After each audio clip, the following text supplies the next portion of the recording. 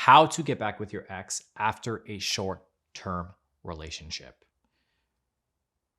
The simple answer to this or strategy is reflect. Reflect, reflect, reflect. This is so important. It is not possible to reconcile a relationship unless you have really invested time into thinking about why it went wrong. You don't have the luxury of time invested into the relationship, right? So it is so important and crucial that you invest the time immediately to reflect, to be a little bit more introspective, to experience or to allow yourself to experience the relationship objectively. In doing these things, you put yourself in a mindset that really helps you to analyze the relationship and ask the question of why opposed to how. When we ask how, what we end up doing is we victimize ourselves, right? How could they do this? How could they leave me here like this? How can they be okay with hurting me? All these different things that put you in a negative mindset opposed to the why. The why. Why would they have broken up with me? Why were they unfulfilled in the relationship? Why am I so broken up over this? It helps you to get more to the root of the issue. So, number one, what do I categorize as a short-term relationship? I think anything that is 6 months or less is something that I would consider to be a short-term relationship. Although 6 months may be long or a long time for some people, in the grand scheme of things, it's not enough time to form a long-lasting bond if things progressed at a normal rate. There are some relationships where you jump into the relationship and it's like 0 to 100 right away. You're taking trips, you're having adventures, you're experiencing new things. There's just all of this excitement. And all that excitement, all that adrenaline, all those experiences formulate memories that stick and create that bond.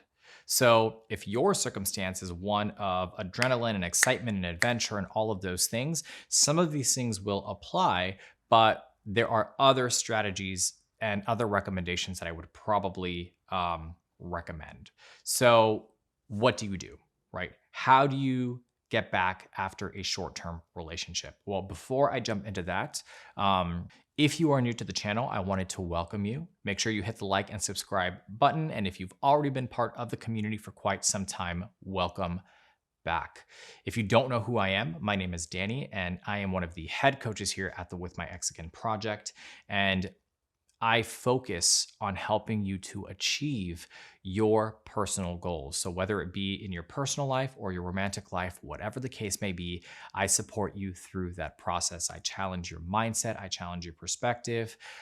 We really dig into the root of the issues. We strategize and we get you to where you want to be.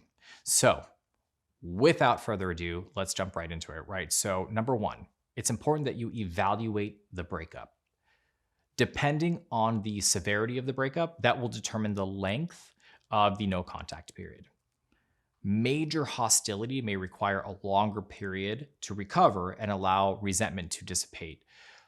Understanding the real reason for the breakup is so important. So if we're talking about length of time, my rule of thumb is the no contact period should not be longer than the actual length of the relationship, or should be no longer than 50% the length of the relationship. So for example, if you were in a 6-month relationship, you should try not to exceed a no contact period of more than 3 months.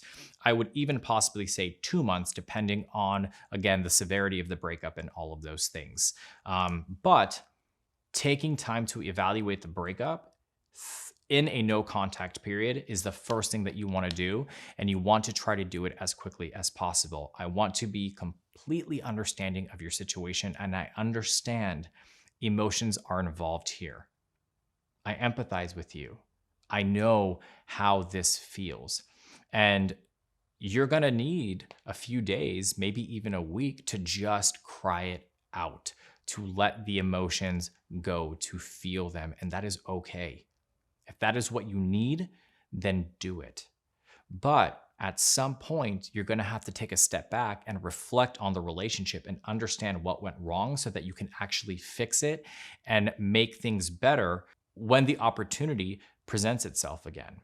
The second thing is get to work. Changing your negative behavior takes time, so don't waste any of that time. The things that you identified were not working in the relationship may impact your relationships around you as well. So practice them with the people in your life, with close friends and family. So, what are some of those things that you can work on? Maybe it's empathy, maybe it's listening, understanding, communicating effectively. There's a multitude of different reasons for why relationships fail. And if you are able to identify what affected yours, you can start to practice those things so that, again, when the opportunity presents itself, you are ready and those changes have become a part of who you are, opposed to just kind of like this facade or this mask that you're putting on to try to reattract that person. Because keep in mind, at some point, that mask is going to slip. So it's important that these changes are actually integrated into who you are and your daily life. And the last thing here is regulate your approach. If you come in hot and heavy from the start, you might scare them away, or it might rebuild some resentment. So, a curated approach is so important because it allows for productive communication and highlights your growth.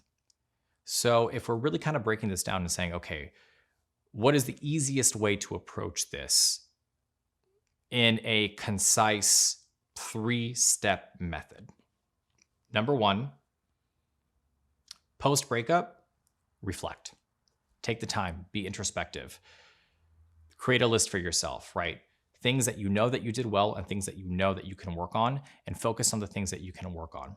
The reason why I say to create a positive list is because you also want to motivate yourself and not be too hard on yourself, thinking that you did absolutely nothing right and you are fully to blame for this, because you're not. A relationship is 50-50. So there are things that they are accountable for too, but that is not your focus. Your focus is you. So one, reflect. Number two, make sure that you are really doing the work. Make sure that you are really diving in deep. You're asking yourself the tough questions.